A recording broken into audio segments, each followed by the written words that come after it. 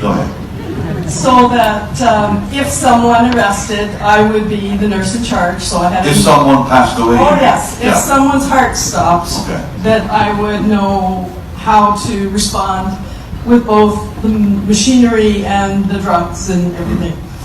So Kathryn Kuhlman had been admitted to the CCU unit in Hillcrest Hospital. Now she had an enlarged heart from what we had been told. She had had valve surgery several months earlier in a nearby hospital and had some complications and wasn't recovering well. I remember that because we had heard that, but okay, go ahead, please. So she was already admitted into the hospital when I met her. The other nurses got to know her during the week that I was off taking my course to learn how to become an intensive care nurse. I never spoke to her alive. The night I came on was my first ever night as a charge nurse. I was nervous, and there were only 2 patients in coronary care. Normally you'd have 6. So I was myself and 1 nurse's aide. And So it was Miss Kuhlman and some other lady in the Yes. in the other room. And the other lady was fairly stable. Mrs. Coleman was not. She had cardiac arrested on day shift. They had done a code. They had revived her. She was on a respirator, non-responsive. So even when you pinpricked her fingers, she wouldn't pull away. When you tried to get a response out of her, there was no response. She was not triggering the respirator at all. It was breathing for her. Her heart was beating. Her kidneys were failing. She was very sweaty. When I checked her over, I tried to find a pulse on her wrist, and I couldn't feel one. Considering how frail and small she was. People don't realize how frail she was even before she passed. You could have taken your hands, put them around her waist, and your fingers would have touched. She was that thin. Oh, I lifted her up in bed myself when I was trying to get her repositioned. What did she, I mean, she was quite frail when I saw her the last time. Probably she was way more when you saw her. Well, she weighed less than 80 pounds. She was tiny. When I listened to her heart and her lungs at the beginning of the shift, I was concerned about her. The respirator was doing all the work, but her lungs were still having some problems with fluid. Her cardiac monitor was stable at that time. She was in a normal sinus rhythm, which you would hope for. And Margie and I repositioned her, rubbed her, suctioned her. That's the other nurse. That's my nurse's aide. Okay. So we did everything you would do for somebody in intensive care. This is something you would do every 2 hours. So we got her settled in for the first 2 hours. Then I went and checked the other lady. And then I went to the nurse's desk to write up my notes. And then Margie and she was sort of teaching me the routine of night shift. We were playing a little game. And I remember looking up at the monitor just as she went from a normal sinus rhythm to a straight line. Well, I just had my course, and you don't do that. You might go into 10 different rhythms in between good and dead, but you don't go perfect dead. So my feeling was that she had sweated off a lead because she was quite sweaty. So if you don't have all 3 leads on, you can get a straight line, and it's not the person, it's the machinery. So I thought it was the machinery. I stood up to walk into her room, which was not as far away as the keyboard, and I took 2 steps towards her room. I hit the button to record, and I actually did manage to record the normal rhythm to the straight line. And as I stepped towards her room, we lost all the power. And In the hospital. at that time, I only knew it was in CCU. It was in the full 800-bed hospital in Tulsa. That is amazing, and I'll tell you why in just a minute. Go ahead. So I walked into her room in the dark, and I remember thinking, 15 seconds should go by, the emergency generator will kick in, I have to make sure her respirator is plugged into a red plug, because this was 76 and not every plug was connected to the backup generator. So I'm in there in the dark. I can feel that all 3 tabs were still on. And I thought, wow, maybe this wasn't a mechanical problem. Why did I get the straight line? So Margie came in with a stethoscope and a flashlight, and I'm listening to her chest, and the lights flashed on and immediately back off again. Well, that's not supposed to happen. I just had my course. And I was starting to get really nervous. I remember thinking, when I listened to her chest and I heard no heartbeat, and I knew I wouldn't hear breath sounds because the respirator wasn't going, I thought it's a good thing she's a no code. Because if she was a code, I should have called it by now and I should have started CPR. But because the doctor had written no code, if she dies, let her go, that's where we were. So I went to the phone and I picked it up and I called the supervisor. And I said, Kathryn Kuhlman has passed away. And she said, are you in darkness? And I said, yes, we are. And she said, I'm over on like 3 East. So she had to go down 3 flights of stairs, go under a 4-lane road, and come back up to get to the part of the building that I was in. So she said, it'll take me a few minutes to get there. So I hung up the phone and went back in the room. And I was not entirely convinced that she was dead because I really haven't seen many dead people at that point in my career. And I was checking her again. I remember I said, Margie, what do you think? You've seen a lot more dead people than I have. And she said, well, now, Joyce, use the nurse. You have to make these decisions. Okay.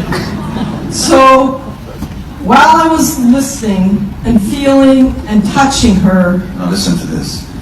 the absolute warmest, thickest, most overwhelming smell of roses absolutely flooded the room. It was so hot and so thick, I had trouble staying in the room and breathing. You nurses couldn't breathe in there. We had to step back just this far back so that we were in the main part in order to breathe. The supervisor arrives. By this time, the lights were back on, respirators going. It didn't matter. She was passed, even I could tell that. And she said, well, this is where the smell is coming from. I could smell it on 3 East, and as I came through the tunnel, Wait, the lady could smell it? in the part of the building that was on the other side of the 4-lane road. And as she came through the tunnel, the smell, the aroma got stronger and stronger. And when she came into CCU, she said, this is where that smell is coming from. And I pointed to Kathryn's room and I said, that is where the smell is coming from. And she said, well, you guys aren't allowed to have roses in here. Everybody who smelled it called it roses. No one said flowers. It was so roses. And I said, we don't have any flowers in here. And she said, okay. So she goes in and she is checking her heart and her breath sounds, and she says, and she pronounced her dead, which in Oklahoma, a supervisor is allowed to do if the person is in And Oklahoma. that was 1 a.m., something like that she said. So she says to me, what was the time of death? Dang, that was the one thing I did learn in my course. I should have looked at my watch, and I didn't want to let on. So I did a little quick sneak peek, and it was, I don't remember anymore, but it was like 1:10 or 1:15, so I picked AM. So I picked the minute in the middle. I said 1:13, so she records time of death. So you'd been there for 2 hours, Yes, just about when God took her home. yes.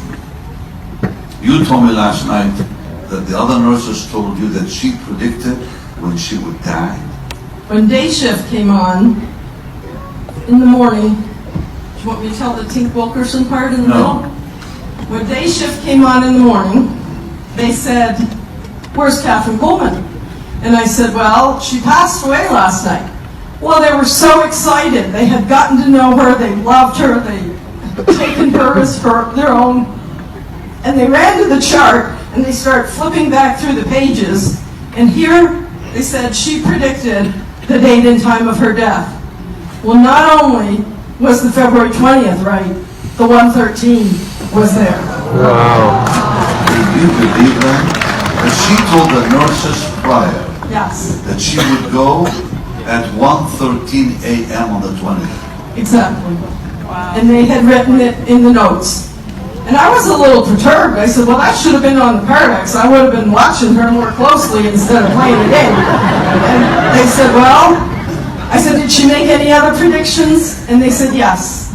The only flower she wants at her funeral is roses. And I hadn't told them about the smell. I slumped into a chair, fought off tears, and I said, I can't handle this. I don't understand what's happening. And a very old nurse, she must have been 50. That time you were 20, okay, yeah. That's funny. She said to me, Joyce, if you're going to work in intensive care, you're going to see unusual things around death. You just have to accept them and learn from them. And I spent my career asking or assigning myself any patient that might die. And the amazing things that I have seen, the people who have come back, the stories that I've heard, shaped my career, and I certainly am a believer. When did you give your life to the Lord Jesus? That October.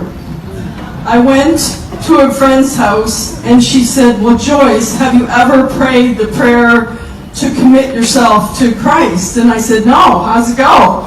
And she said, well, you just have to ask God, ask Jesus to be your Lord and Savior.